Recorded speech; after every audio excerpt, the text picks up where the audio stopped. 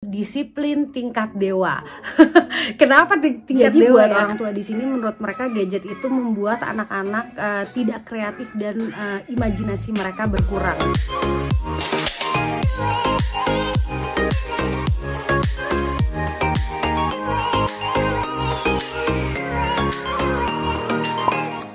Halo teman-teman, selamat siang semuanya. Salam kenal dan apa kabar kalian semua?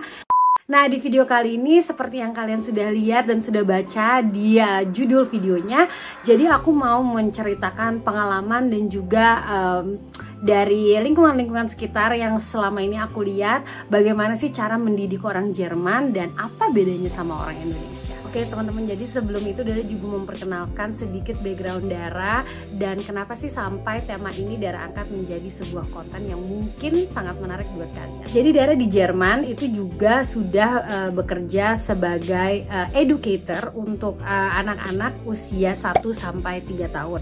Jadi di sini kita bisa dibilang namanya Erzieherin atau Erzieher, tapi untuk khusus jika tempat sekolah Dara bekerja, jadi kita tidak dibilang kita sebagai teacher atau kita tidak dibilang sebagai educator. Jadi kita tuh dibilangnya atau disebutnya adalah caregivers. Kenapa? Maksudnya karena di tempat Dara bekerja ini mereka itu mempunyai sebuah konsep yang sangat baru menurut Dara juga, karena sebenarnya Dara sudah kuliahnya itu Dara juga kuliah basicnya adalah psychology dan Dara lebih masuk ke dalam jurusan psikologi anak. Nah, jadi sebenarnya tidak asing dan kenapa makanya sampai Dara terjun di dunia ini. Nah, tapi teman-teman sebelumnya mungkin kalian juga pengen tahu ya gimana sih stage pendidikan anak di usia dini di sini. Nah, sebenarnya sih sama aja sih kayak di Indonesia ya, kayak ada TK kecil, TK besar baru mereka masuk SD. Tapi di sini itu bedanya di sini TK kecilnya itu atau bisa juga disebut daycare itu dia dimulai dari umur 6 bulan ya, 6 bulan sampai 3 tahun itu disebutnya kripe. Baru nanti setelah 3 tahun sampai 6 tahun itu mereka bisa masuk ke kindergarten atau disebutnya kiga. Nah, pasti kalian agak bingung ya, kayak 6 bulan anak bayi itu kan masih bayi banget ya udah dimasukin di daycare. Pasti pemikiran kita tuh kayak tega banget gitu ya. Tapi enggak, sebenarnya di Jerman itu karena kan kalian yang tahu sendiri ya, maksudnya di sini itu tidak ada babysitter, mereka tidak meng-hire nanny gitu, karena di sini tuh SDM itu sangat mahal. Jadi kalau mereka punya anak ya mereka ngurusin anak mereka dari bayi sampai kecil sampai gede itu sendiri gitu. Jadinya buat pemerintah daycare itu sangat hal-hal yang sangat penting gitu ya. Jadi sama pemerintah itu difasilitasi untuk dibangun daycare sebanyak-banyaknya di Jerman. Nah, jadi anak-anak di daycare itu mereka itu melakukan aktivitas seperti biasanya lah ya, seperti pagi mereka datang dari jam 8 pulang sekitar jam 3 atau jam 4 sore. Jadi mereka tuh makan 2 kali atau 3 kali kayak kadang-kadang, terus mereka juga tidur sama-sama, mereka ada bednya sendiri-sendiri dan mereka bener-bener melakukan aktivitas sehari-hari sampai mama papanya selesai kerja gitu. Jadi makanya di Jerman itu kalian jangan shock bahwa cuti hamil di Jerman itu kalian bisa mendapatkan 1 sampai 3 tahun. Jadi memang lama banget ya, shock ya kita ya dengernya, karena di Indonesia kan kita cuma dapat 3 bulan gitu ya. Dan di sini itu kita bisa memilih 1 tahun atau sampai 3 tahun itu boleh. Dan ingat, selama kalian cuti hamil kalian dibayar oleh pemerintah. Enak ya. Tapi ya gitu, karena kan di sini nggak ada babysitter, jadi pemerintah itu mensupport banget adanya daycare dan daycare itu sangat dicari-cari oleh orang tua di Jerman. Oke teman-teman, sekarang kita bisa mulai ya, apa aja sih karakteristik yang paling penting dalam mendidik anak di Jerman. Nomor 1 yaitu disiplin tingkat dewa. Kenapa tingkat dewa ya? Karena jadi gini, di Jerman itu kan semua orang itu sangat terorganisir ya. Mereka itu kehidupannya itu berdasarkan schedule dan rutinitas. Jadi untuk mendidik anak itu disiplin tingkat dewa itu maksudnya adalah mereka itu anak-anaknya dari kecil mereka itu sudah dibiasakan sebuah rutinitas. Mereka punya schedule, mereka punya rutinitas yang sangat tidak bisa diganggu gugat. Jadi ada jam mainnya, ada jam tidur, ada jam makan. Jadi mereka sudah tahu juga seperti apa yang kita lakukan di daycare dan kindergarten. Mereka itu dari pagi mereka tahu misalnya 2 jam main. Setelah itu mereka ada namanya morning circle atau Morgan Kreis kita bilangnya. Jadi itu kita menyapa anak-anak, terus kayak kita nyanyi dan lain-lain segala macam. Jadi setelah itu mereka udah tahu setelah Morgan Kreis atau morning circle mereka langsung lari ke meja makan karena tahu mereka akan breakfast gitu.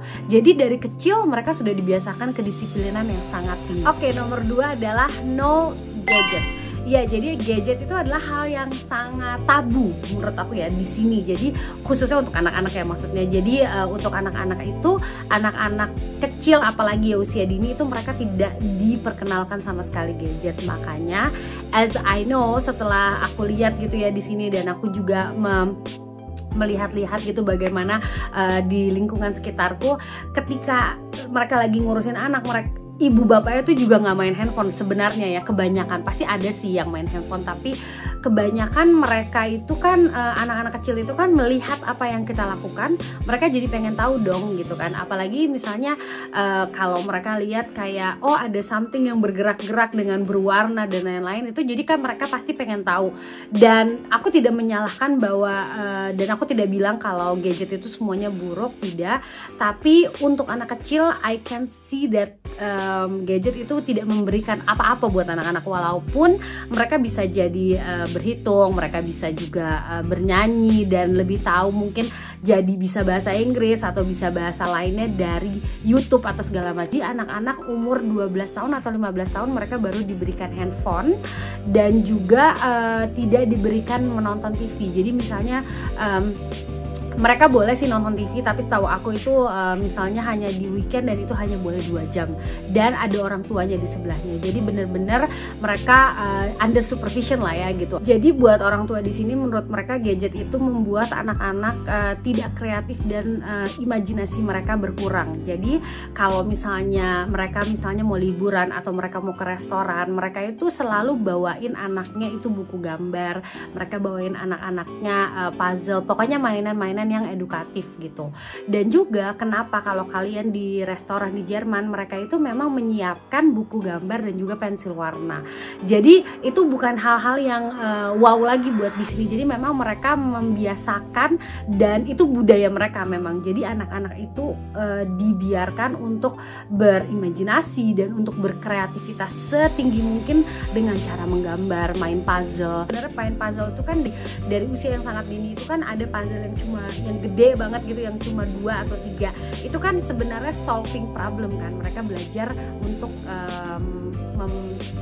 menyelesaikan masalah. Oke, nomor 3 yaitu anak-anak di sini boleh bermain kotor-kotor. Nah, ini hal yang juga sebagai aku ya orang Indonesia aku tidak dapatkan juga waktu kecil ya, karena orang tuaku juga tidak membolehkan aku kotor-kotor, bahwa kotor-kotor itu nanti bisa masuk angin atau nanti cacingan atau segala macam ya. Nah, di sini tuh semuanya kebalikan. Jadi anak-anak tuh boleh main air, boleh basah-basah, boleh main lumpur, becek-becek gitu. Jadi buat mereka kalau misalnya kadang-kadang nih ya di daycare gitu pas lagi anak-anak pulang bajunya bersih, orang tuanya malah nanya kayak, loh kok bajunya bersih gitu. Jadi menurut mereka hal yang baju kotor terus semuanya kotor-kotor itu biasa aja, karena menurut mereka itu adalah sebuah sebagian dari pengalaman belajar ya. Jadi di sekolah juga kita kan anak-anak itu kan disiapkan baju-baju untuk ganti ya. Jadinya kalau misalnya mereka mereka kotor-kotor itu bisa tinggal diganti aja gitu. Dan apalagi kalau misalnya lagi summer, mereka itu kita bolehkan mereka cuma pakai diapers, dan di garden itu mereka lari-larian, mereka main lumpur, mereka tidur-tiduran di rumput yang becek segala macam, itu nggak apa-apa. Mereka misalnya kadang-kadang gitu ya, misalnya mereka pernah aku lihat salah satu anak didik aku gitu, mereka makan stone gitu, mereka nemuin batu, terus aku bilang gitu, tapi hati-hati jangan ditelen, terus dan mereka masukin ke dalam mulut, dan aku lihat guru-guru yang lain gitu, educator yang lain juga nggak yang heboh gitu. Karena menurut mereka bilang dulu ya, tapi jangan ditelan. Kalau misalnya kamu mau merasakan yang namanya bentuk atau teksturnya boleh, kalau nggak enak di spook out gitu, maksudnya boleh dikeluarin gitu. Jadi setelah itu pas lagi anak-anaknya masukin ke mulut, terus mereka kayak gitu, kayak nggak enak, terus mereka coba bilang nggak enak kan gitu. Nah kalau gitu berarti jangan dimakan lagi. Jadi seperti itu ya. Jadi cara mereka mendidik itu, mereka membiarkan anak-anak itu mengalami hal yang mereka rasakan. Jadi mereka tahu bahwa oke, besoknya saya tidak akan makan batu lagi. Oke, next selanjutnya adalah nangis is fine. Jadi di sini di Jerman itu mendidik anak itu nangis adalah sebuah hal yang buat mereka itu ketika anak bisa mengeluarkan emosi, mereka bisa mengeluarkan perasaan mereka, sama seperti orang dewasa gitu ya.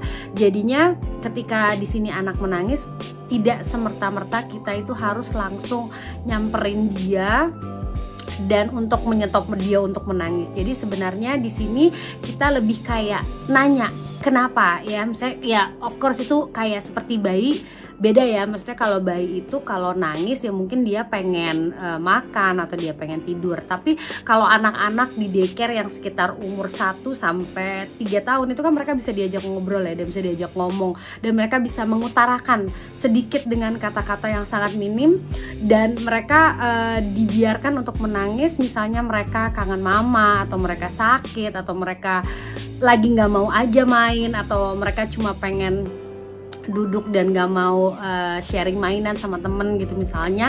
Dan itu biasanya kita tanyakan, dan misalnya kita lebih kayak kita peluk gitu biasanya ya, dan kita kayak it's okay kalau misalnya kamu lagi pengen nangis sekarang ya nggak apa-apa gitu, kamu lagi mengeluarkan emosi kamu dan nggak apa-apa. Nanti ketika kamu merasa better, kamu boleh stop menangis dan kamu bisa ngomong apa sih yang kalian mau gitu kepada educatornya. Oke, selanjutnya adalah mandiri. Nah, kenapa sih maksudnya mandiri itu sangat penting buat orang-orang Jerman? Karena dari kecil kan mereka dari 6 bulan itu mereka sudah masuk ke daycare ya, dan dari daycare itu mereka sudah dididik untuk menjadi individu yang sangat mandiri. Jadi di daycare itu mereka diajarkan untuk misalnya mereka lagi main, setelah lagi main mereka harus tidy up, mereka harus clean up ya, mereka tahu gitu caranya, mereka harus clean up dulu sebelum mereka main ke mainannya yang lain gitu.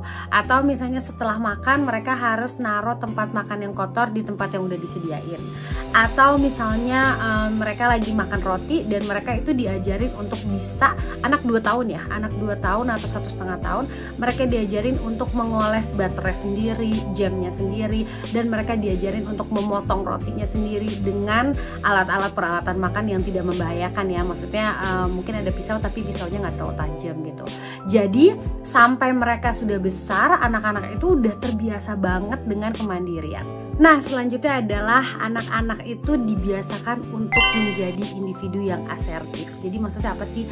Nah, jadi individu yang asertif itu mengemukakan pendapat yang mereka mau dan tidak mau. Jadi contohnya adalah mereka boleh bilang no ketika mereka sedang main, dan mereka tidak diajarkan untuk sharing. Sebenarnya tidak diajarkan untuk sharing itu maksudnya adalah ketika mereka sedang main, terus kadang-kadang kan kalau misalnya di Indonesia ada teman lain yang mau main gitu, dan kita kan biasanya ya udah nggak apa-apa sharing aja mainannya. Nah di sini mereka tidak diajarkan seperti itu. Mereka diajarkan untuk bilang no ke temennya, dan bilang kayak kamu bisa main setelah aku selesai main gitu. Jadi kita membuat mereka bisa mengutarakan pendapat mereka dan mengutarakan apa yang mereka mau gitu. Jadinya anak yang satunya ini juga harus belajar bersabar ya kan, untuk menunggu si temennya ini selesai bermain gitu. Dan juga makanya setelah anak-anaknya mungkin udah besar, asertif itu digunakan ketika mereka di dalam kelas. Mereka boleh mengutarakan pendapat mereka yang mereka tidak suka dengan apapun yang misalnya dosen atau gurunya bilang, dan mereka bisa menjelaskan dengan ada base-nya ya. Misalnya oke, saya habis baca buku ini, menurut saya ini salah, teori ini menurut saya kurang baik dan segala macam. Jadi di sini itu dibiarkan oleh educatornya untuk mengeluarkan seluruh pendapat mereka dan menjadi individu yang asertif. Oke, yang terakhir terakhir teman-teman adalah bebas memilih. Jadi di Jerman anak-anak itu dibiasakan untuk memilih apa yang mereka mau. Jadi apa yang mereka mau itu based on passion mereka. Jadi misalnya dari kecil sampai besar ya. Kalau dari kecil contohnya adalah misalnya kayak kita di daycare atau di kindergarten, kita membiarkan mereka memilih mereka mau main di luar atau mereka mau main di dalam. Kecuali kalau lagi di hujan ya, kalau lagi hujan ya nggak bisa. Tapi kalau misalnya lagi nggak hujan, udaranya lagi baik gitu, mereka boleh memilih. Dan anak-anak umur 1-2 tahun itu mereka bisa mengutarakan dengan body language, atau kadang-kadang yang umur 2,5 tahun kadang-kadang mereka udah bisa ngomong ya, dan mereka bisa bilang kayak mereka cuma mau baca buku, atau mereka mau tidur-tiduran aja, atau mereka mau main di luar, atau mereka mau main di dalam. Nah kalau udah besar mereka itu dibiasakan bebas memilih, seperti contohnya memilih jurusan kerjaan yang mereka mau masuk ke industri apa atau university apa. Jadi orang tua itu tidak mendikte anak-anak. Oke teman-teman, jadi itulah beberapa karakteristik parenting di Jerman ya. Jadi ada yang sedikit berbeda dan agak sama juga ya di Indonesia ya. Nah bagi kalian yang punya komen pro atau kontra, saran atau kritik, atau punya pengalaman yang sama atau beda, boleh silahkan masukin di komen below.